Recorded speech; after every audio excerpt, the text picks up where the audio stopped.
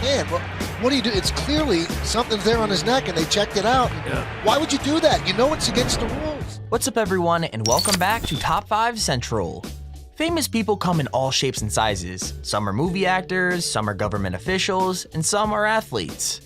Getting ahead in your industry is the name of the game, which is why a lot of people take shortcuts to become the best. So today we're looking at 10 athletes who got caught cheating. Now, if you like sports, drop a like on the video and comment which sport you like the most. Is it baseball, basketball, football, or what? Whichever sport has the most comments wins, but anyways, let's get right into it. Number 10, Joe Niekro. So here's the thing, this guy didn't just cheat, he cheated badly. Like everyone knew Joe Niekro was sanding down balls with sandpaper, but no one called him out. When the umpire finally noticed, he pulled the dude aside, and that's when things got hilarious.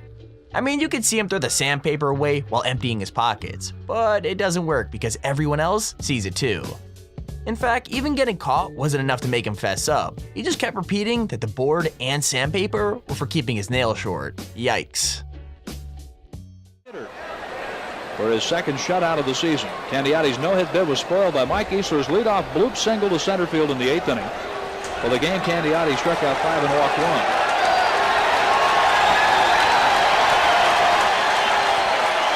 They are inspecting Phil Niekro. He's out of there. He's been kicked out of the game.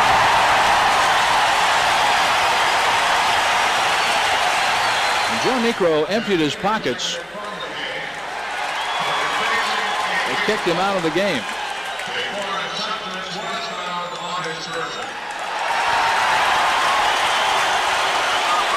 And they found the foreign substance coming out of his pocket and then out. Number 9, Michael Pineda. Now we're putting this guy on the list because he got tossed from the game, but I'll be honest, there seems to be a lot of debate about whether this counts as cheating or not. Basically, Michael Pineda got called out for having pine tar on his hands and neck, which is supposed to give a pitcher a better grip, but can also make the ball move in unpredictable ways. No one actually knows if it actually works, and even the commentators try and justify what he's doing. With that said, he did get thrown out of the game, so I'm guessing the umpire definitely had his mind made up.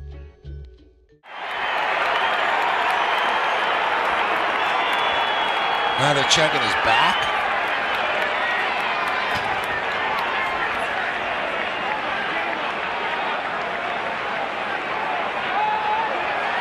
By saying it's against the rules. I get that. Why would you have it so apparent on your neck and the other time on his hand? Well, what do you do? It's clearly something's there on his neck and they checked it out. Yeah. Why would you do that? You know it's against the rules. And you just had a major incident against this very same team and you realize they were going to be looking. It makes no sense to me. I mean, we've talked. Number 8, Tanya Harding. Figure skating isn't exactly the most popular sport in the world, but this scandal is so big that it's even been on the big screen. Everyone knows the story. Tanya Harding and Nancy Kerrigan were rivals, and the Olympics were coming up. So what happened? Tanya's husband and bodyguard teamed up to break Nancy's leg and ruin her chances of getting the gold. The thing is, it all went horribly wrong, with Nancy just getting a bruise and her winning silver in the Olympics. Both men got jail time. With that said, the real crime is that Tanya was banned from ever skating professionally again, even though she didn't know what had happened until afterwards.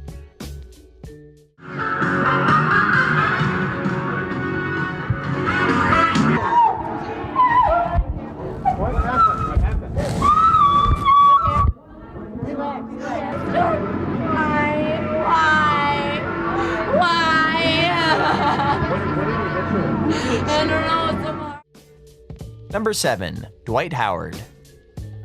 Now this is a weird one, because it's hard to know if this guy didn't know the rules or if he just didn't care. I mean, the ball had to be swapped in this game when officials noticed it was covered in stickum, but they obviously didn't know which player was responsible. With that said, it didn't take long for it to come out that it was Dwight Howard, and his reaction was pretty funny. Like, he just straight up admitted to doing it every single game, and even though the NBA said it was illegal, he just couldn't understand why it was such a big deal. He's really a well-rounded player. In that first game, The Rockets had a 19-point lead early in the game, and Millsap's telling them to look at the ball. Must be sticky.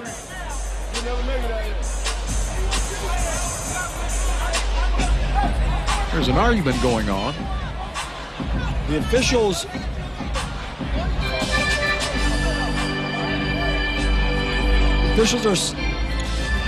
are saying that stickum is illegal, and the ball has stickum on it. And so they're going to have to exchange the ball, and the officials have warned both teams that stickum is illegal, do not use it. Well. Number 6, Fernando Vicente.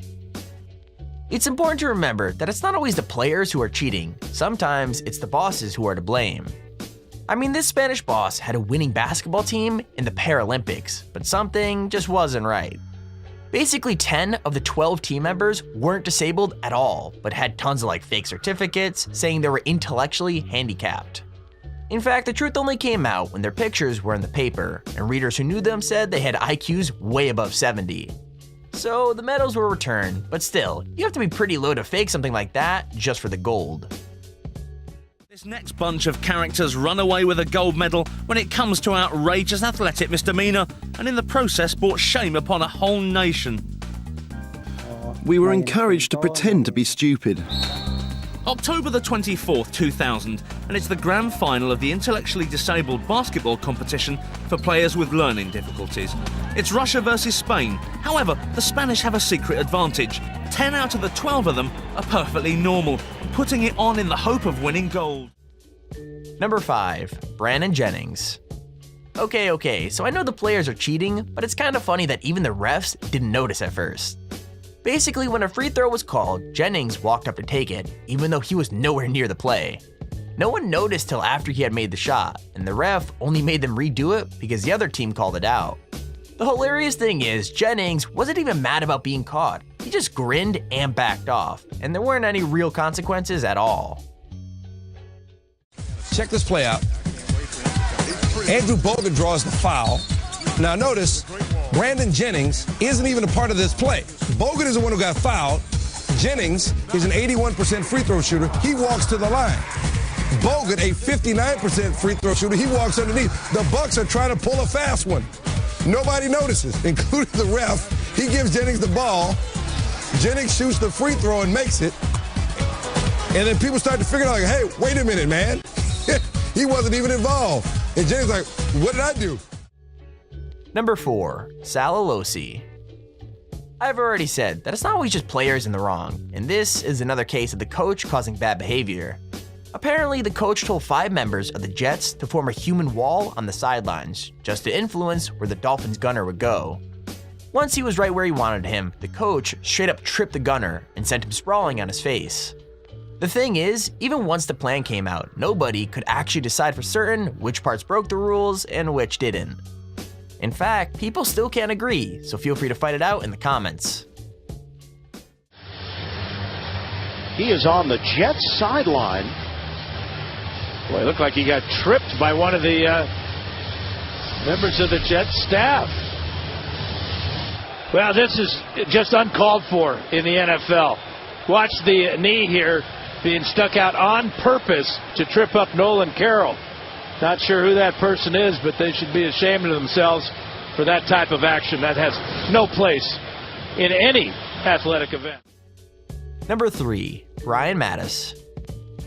Now it's obvious from this list that certain kind of cheats happen more than others, because this is the second baseball clip that ends with someone being thrown off for pine tar. Well, I guess that's not exactly true, because they didn't say it was pine tar, but either way, pitcher Mattis was removed for having a quote-unquote foreign substance on his arm. The crazy thing is, this happened less than a year after Pineda was removed for the same thing, and just a week after another player was caught doing it too. So yeah, it looks like the MLB definitely has a reoccurring problem. It's going to be an awkward conversation. He's been thrown out of the game. Brian Mattis becomes the second big league pitcher this week to get thrown out of a game for a foreign substance on his arm. and that is thrown out in a scoreless game in the 12th.